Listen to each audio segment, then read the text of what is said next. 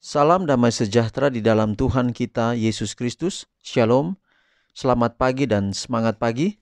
Jumpa kembali dalam renungan pagi kita untuk hari ini 15 Mei 2022.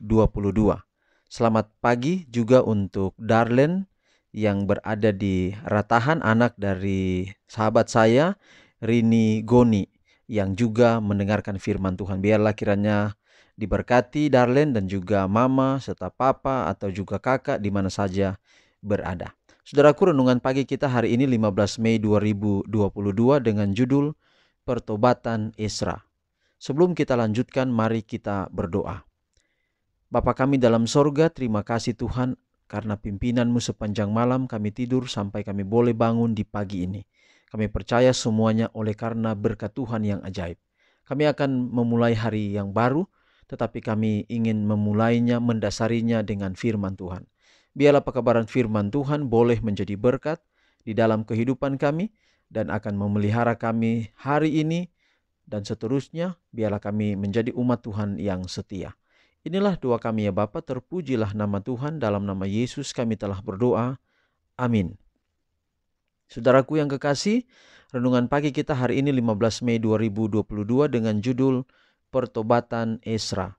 Dan ayat firman Tuhan terdapat dalam Ezra 9 ayat 6. Dan kataku, ya Allahku, aku malu dan mendapat cela, sehingga tidak berani menengadahkan mukaku kepadamu, ya Allahku, karena dosa kami telah menumpuk mengatasi kepala kami dan kesalahan kami telah membumbung ke langit. Kesusahan Ezra dan teman-temannya terhadap kejahatan yang telah merembes sampai ke dalam jantung pekerjaan Tuhan mendatangkan pertobatan. Banyak dari mereka yang telah berbuat dosa sangat terkesan. Pada suatu batas tertentu, mereka mulai menyadari kengerian dosa dan keseraman dalam pemandangan Allah. Mereka melihat kesucian hukum yang diucapkan di Sinai, dan banyak yang gemetar saat memikirkan pendurhakaan mereka. Ini adalah permulaan suatu pembaruan yang ajaib. Dengan kesabaran yang tidak terbatas dan akal budi, dan dengan pertimbangan yang berhati-hati demi kebenaran dan kesejahteraan yang dipikirkan setiap orang, Ezra dan teman-temannya berjuang untuk memimpin Israel yang tegar tengkuk ke dalam jalan yang benar.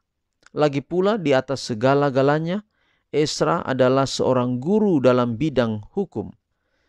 Dan ketika ia memberikan perhatian pribadi dalam memeriksa setiap perkara, ia berusaha untuk memengaruhi orang banyak dengan kesucian hukum ini dan berkat yang akan diperoleh melalui penurutan. Pada zaman ini di dunia, bila mana setan sedang berusaha melalui wakil-wakil yang berlipat ganda untuk membutakan mata pria dan wanita terhadap ikatan tuntutan hukum Allah, maka ada kebutuhan akan orang-orang yang dapat menyebabkan banyak orang gemetar karena perintah Allah kita. Ada kebutuhan akan para pembaru sejati yang akan mengarahkan para pelanggar kepada pemberi hukum yang besar itu dan mengajar mereka bahwa Taurat Tuhan itu sempurna dan menyegarkan jiwa. Ada kebutuhan akan orang-orang yang hebat dalam kitab suci, orang-orang yang setiap perkataan dan perbuatannya meninggikan undang-undang Tuhan, orang-orang yang berusaha menguatkan iman. Guru-guru dibutuhkan, ya, begitu banyak yang akan mengilhami hati dengan penghormatan dan kasih terhadap kitab suci. Demikian pekabaran kita untuk hari ini, saudaraku, sebagai ajakan kepada kita melalui seorang Nabi Ezra. Nabi Ezra adalah nabi yang berada bersama dengan beberapa nabi yang lain, berada di tengah-tengah kemurtadan umat-umat Tuhan. Tetapi Nabi Ezra berdiri. Dia bukan seorang yang sempurna. Dia bukan sama seperti Yesus yang tanpa dosa. Dia adalah seorang yang berdosa. Tetapi ketika dia bertobat, dia berdiri di samping kiri, kanan, muka, belakang umat-umat Tuhan yang memberontak kepada Tuhan. Dan dia mengadakan pembaruan dimulai dari dirinya. Kemudian dia jangkitkan kepada setiap orang yang mau bertobat dengan sungguh-sungguh. Dengan cara adalah mengurangi pelanggaran, bahkan menghindari pelanggaran, bahkan meniadakan pelanggaran. Hormat kepada peraturan Tuhan dan berkomitmen untuk menuruti Taurat Tuhan, menuruti hukum-hukum Tuhan.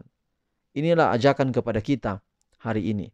Untuk menghindari dosa, kita bertobat secara benar-benar bertobat dengan jujur kepada Tuhan, bertobat dalam bentuk permanen kepada Tuhan adalah kita menghormati hukum, kita menerima hukum dan mau melakukan hukum, mau menjalankan hukum, melaksanakan hukum Tuhan di dalam kehidupan kita setiap hari. Mungkin kalau bicara soal hukum, ini menjadi satu hal yang alergi di telinga kita. Seakan bahwa hukum itu jahat, seakan-akan bahwa hukum itu tidak perlu. Padahal hukum itu tujuannya adalah untuk kebaikan. Mungkin contoh kepada anak-anak yang masih kecil, ketika orang tua menyuruh atau mama menyuruh untuk jangan main di hujan karena sementara hujan pasti nanti akan sakit sebentar. Lalu anak-anak ini melawan, dia main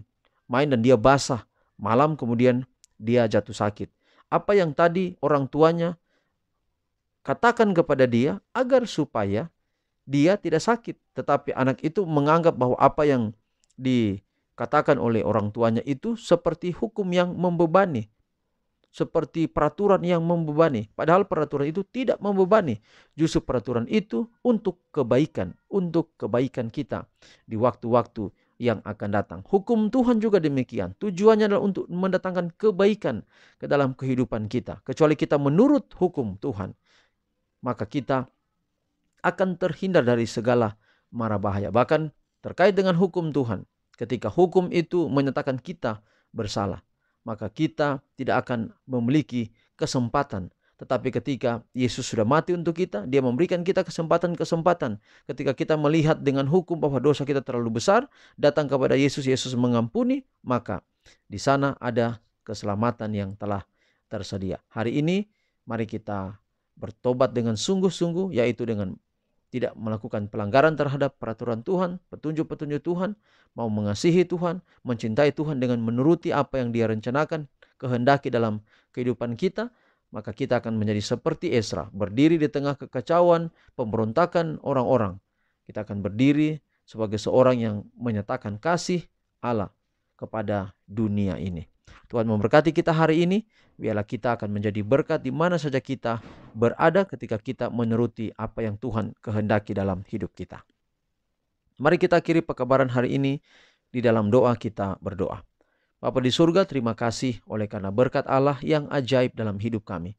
Terima kasih untuk pekabaran firman-Mu yang mengajak kami hari ini menuruti apa yang Tuhan kehendaki dalam hidup kami dan melaksanakan itu untuk kebaikan kami.